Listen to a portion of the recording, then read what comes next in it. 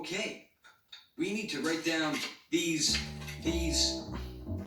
vegetables. So, a carrot, put the green stuff on top, and a potato with eyes, and a celery stick with some lines, vegetables. There.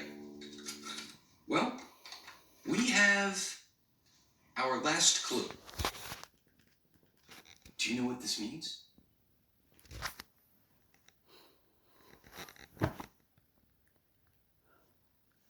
Turn the page. Thinking chair. Thinking chair. Let's go.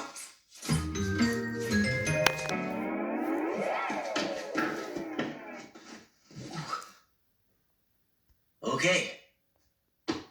Now that we're in our thinking chair, let's think.